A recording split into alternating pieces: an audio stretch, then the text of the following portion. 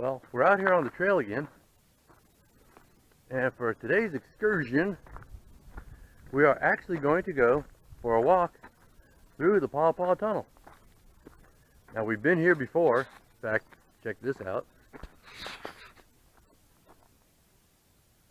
But today, instead of taking the trail over the tunnel, we're actually going to go through the tunnel. Now, I had a Paw Paw tunnel walkthrough video from last year, and in that video I used a small LED flashlight, which worked pretty good. But this year I decided to pull out a larger, more powerful light. Actually, it's the headlight off of my bicycle, and it uses 4 AA batteries. So we'll see how that goes. See you at the tunnel. Alright, as we approach the tunnel, I just thought I'd switch this thing on for a minute. It's a beautiful fall day. The temperature right now, 81 degrees out here. Now I have my, here it is, remote temperature sensor. And we're going to see what the temperature is like in the middle of the tunnel. Just for fun. I've always been curious about that. But there's a tunnel right there. Whoop. And as we get a little bit closer, I'm going to go ahead and switch this thing on, and we'll go ahead, go for a walk, and roughly in the middle of the tunnel, I'm going to stop and check the temperature. Yeah, we'll see. All right, and in we go.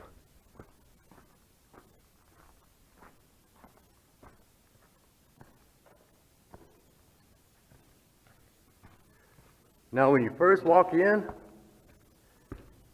it doesn't look all that bad. It's not all that dark. And the light at the end doesn't look all that far away. But the further you get in, the further it seems. So, I'm going to keep this thing rolling until I got to turn my flashlight on, or my bicycle headlight on. And in fact, I'm going to do that right now. I don't know if you heard that, but my watch just beeped telling me I lost a GPS signal. No kidding. Well, since the floor of the tunnel is uneven, I'm going to go ahead and use my flashlight right now.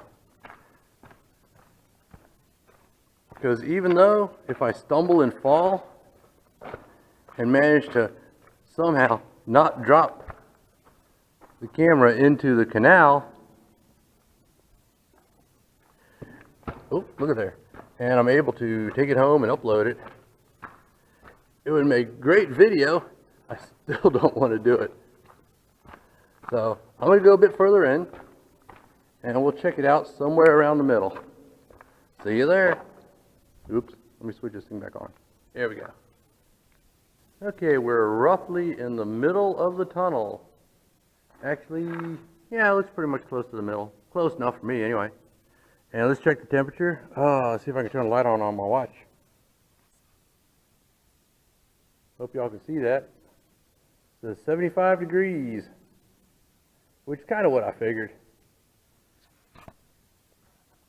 And all along the way in this here tunnel, I'm digging out my flashlight if you're wondering what I'm waiting on. Standing here in the dark, I feel kind of goofy. But people say I'm goofy anyway. Alright, I got my flashlight. Now, you see these things? These line the inside of the tunnel. They're from 2002 National Historic Park Paw Paw Tunnel Survey Markers. And another thing you got, whoops, bike's coming. Hello. Are these little weep holes. Like that one right there. these line the tunnel as well. Let's find another one over here. Here's another one. Right there. And what that allows is for this tunnel to, well, weep. Instead of trying to seal it completely, the engineers at the time put weep holes in the tunnel to give it spots for excess water to leak out. There's another one. All right, now, there you go. We're going to keep going, and we'll see what else we can find. I thought it was feeling a little bit cooler, and I was right. Got a cool breeze coming through, and the temperature is now 72 degrees, even though we're getting closer to the other end of the tunnel. In fact, I put my flashlight away because there's actually enough light coming through there for me to see the floor. All right, we're on our way out of the tunnel and into the light.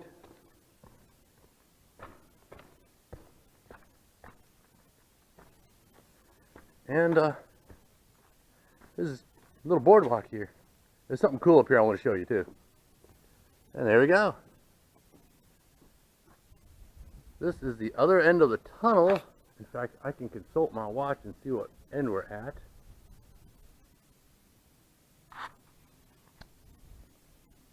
According to my watch, this is the north end of the tunnel, and we entered on the south end of the tunnel. So, we're going to go a little further, check out this boardwalk, and I'm going to turn around and head on back. See you on the other side. Well, see you a little bit further anyway. Back when they built this, it was quite a challenge because when they first started, they thought it would just take a couple of years and a few $1,000s. Ended up taking 14 years and I think around $600,000. If I remember correctly, this whole tunnel was finished finally in 1854 and was in operation until 1924 when they finally just closed the whole canal system down in favor of the railroads. Now the problem they had was all this is shale, and you can see where they have bolts in places, certain spots, to hold the shale in place. But sometimes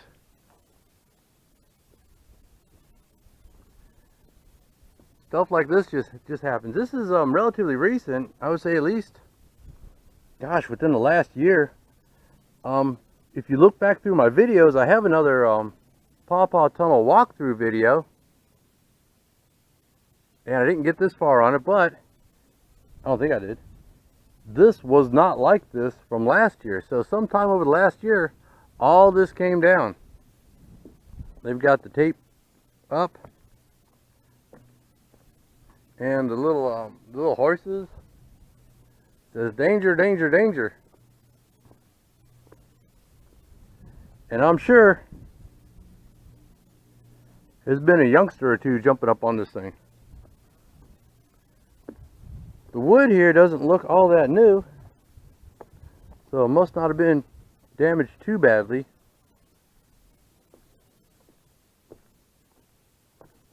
But you can see where it's been pushed up here, and you can feel it when you're you feel it under your feet when you're walking on it. Well, we're going to head on out toward the end here. Coming up here on the right is another spot where there was a bit of an avalanche, and they put up that fence to help retain any future avalanches, and it seems to be working so far. And in fact, looks like it even managed to build out the trail a little bit. You know, you can go over here, take a rest for a little while, or whatever. I'll tell you what, let's check the temperature. 78 degrees right now. So it's gone up 6 degrees since leaving the tunnel so far. Oh, check this out. Certainly looks like this mile marker is taking a beating. Well, mile 155. This looks like a good spot to turn around and head on back. So I'm going to turn around and head on back. Just thought I'd check this again. And I hope you can see that, but it says 81 degrees. So it's nearly 10 degrees cooler inside the tunnel than it is on the approach to the tunnel. Alright, we're approaching the tunnel again. Getting ready to go back through again. Now I can go over top, but actually, I don't have time. My wife's going to be home in an hour, and I got to get myself home too. Now right here, after a good rain, in fact, you can see, I don't know if you can see where the rocks are wet, but that's like a, it makes like a big waterfall, and it's really pretty. One day I'm going to come out here after a good rain and show that all to you. Or show that to y'all. Anyway, over there too. We're heading back on in. So, I'm going to get my little bicycle headlamp flashlight out. And, head on back. See you soon. Another temperature check. Let's see. 70 degrees.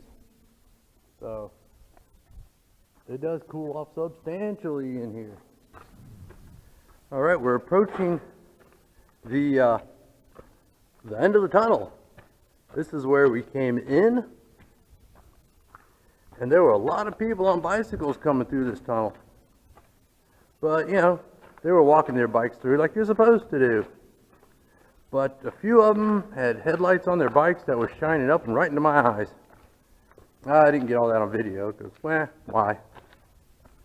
But we're walking into the light again.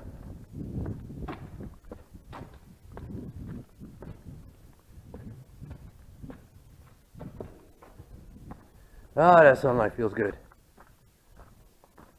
And again, you can see where the approach was chiseled into the rocks. And let's turn around and take a look. There you go. We're at the entrance of the tunnel. Or the exit of the tunnel. The other end of the tunnel. Okay, I guess I'll just say, I'll see y'all at the truck. I hope y'all enjoyed this walk through the Paw Paw tunnel.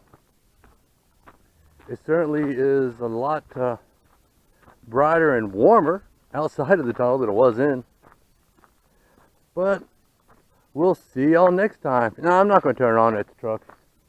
It's good enough. This is plenty. I'll just see y'all next time.